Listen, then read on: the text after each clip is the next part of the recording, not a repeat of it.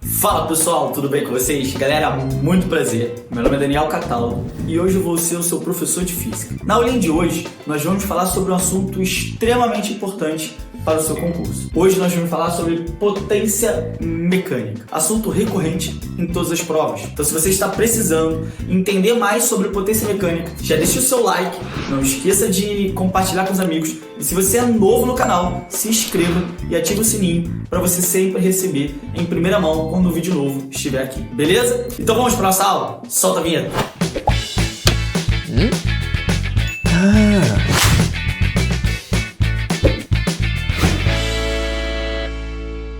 Galera, na aulinha de hoje, nós vamos entender um pouco mais sobre o que vem a ser potência mecânica e como é que a gente faz para calcular. Então preste atenção, quando você pensa em potência, você pensa exatamente em taxa de energia, trabalho sendo realizado. Quando você analisa a potência, por exemplo, de um carro, de uma lâmpada, de um aparelho de som, de um aparelho eletrodoméstico, você simplesmente analisa a taxa de energia que aquela fonte pode conceder a cada unidade de tempo. E aí eu coloquei essa definição para você aqui.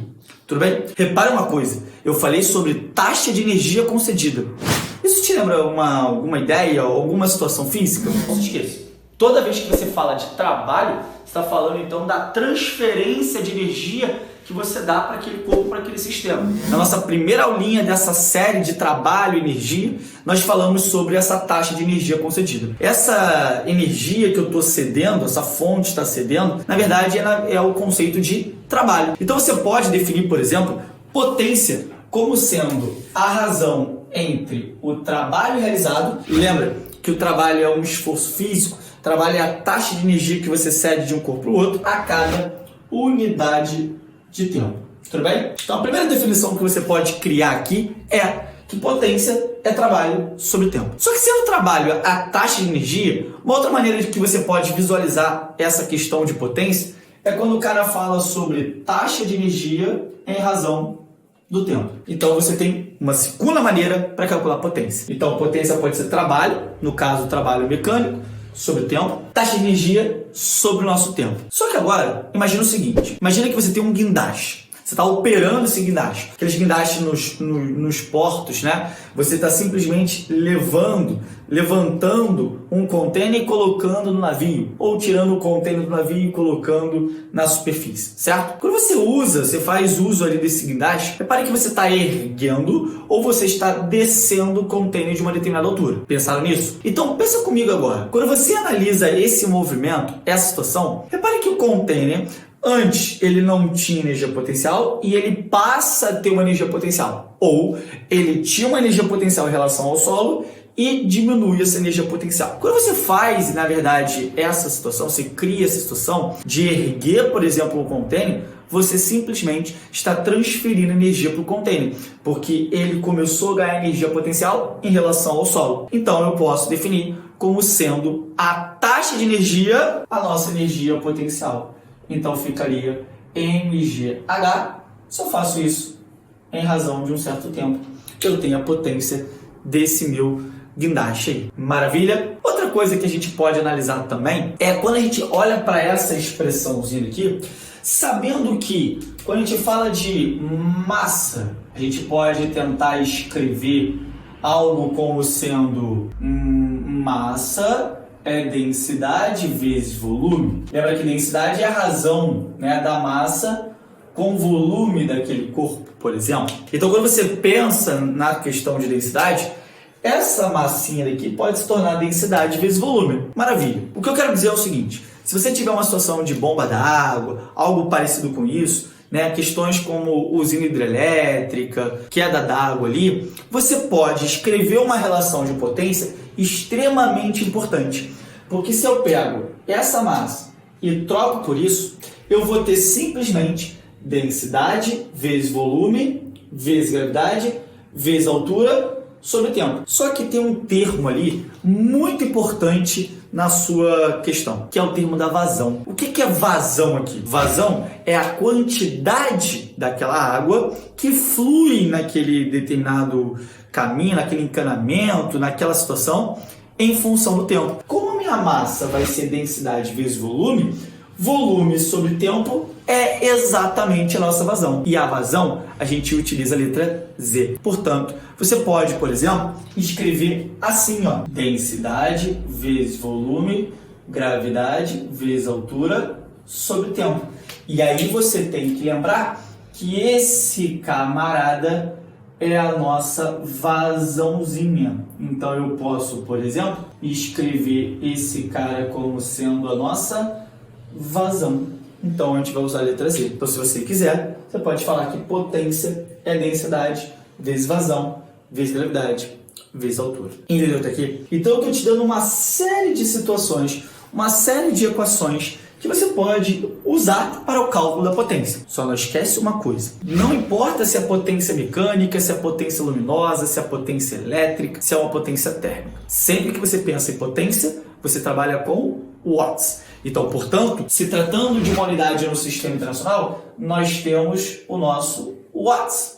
E aí, lembra aqui comigo, quando a gente fala de watts, eu estou falando de energia pelo tempo.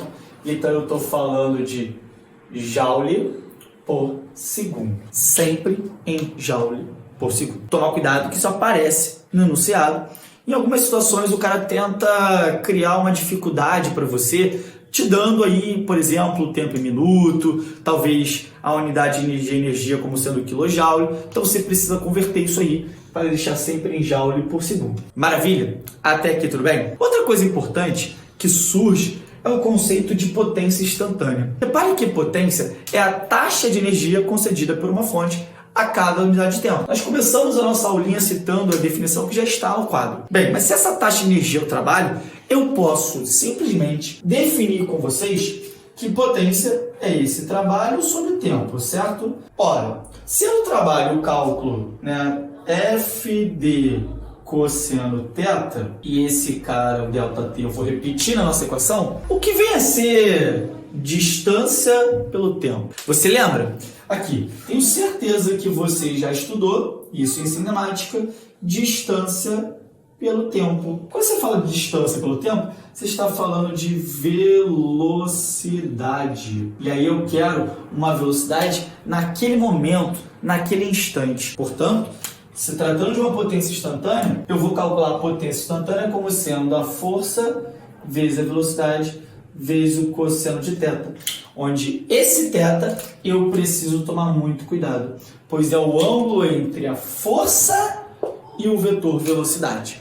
E aí lembra, se a sua velocidade, se a sua força coincidem na mesma direção e no mesmo sentido, a minha força está a favor da velocidade. Se ela está a favor da velocidade, eu tenho que a minha potência ela vai ser F vezes V. Porque se ela está a favor, esse ângulo aqui é 0 e o cosseno vale 1. E aí você consegue ter uma potência instantânea máxima ali. Maravilha até aqui? Bem, outro tópico importante que surge nas questões é o conceito de rendimento. Repare que rendimento, a gente sempre vai usar essa letra eta, que é um Nzinho desenhado, é o eta do alfabeto grego. E esse eta, ele é adimensional, ele não tem nenhuma unidade de medida, tudo bem? Então, quando você, por exemplo, for calcular esse cara, ele é a razão entre duas potências ou entre duas energias. Catálogo, mas como assim razão entre duas potências e duas energias? Repare que se você quer o rendimento, por exemplo, de um motor, rendimento de um guindaste, rendimento de uma usina, rendimento de algum sistema mecânico, você precisa simplesmente da potência útil, a potência que você utilizou ali para uma determinada função, e você precisa da potência total que aquele sistema pode oferecer. Repare que na prática nem sempre a gente utiliza a potência total. E, portanto, se a gente não utiliza a potência total, esse rendimento não será 100%. E aí o que acontece? Quando você faz essa razãozinha, você tem um valor de rendimento sempre menor do que 1. Pois se ele for 1, quer dizer que essa potência útil é igual à potência total. E logo, nós estamos num sistema totalmente ideal aqui. Tudo bem? E aí, se ele for maior do que 1, isso é praticamente não, isso é impossível. Por que isso é impossível?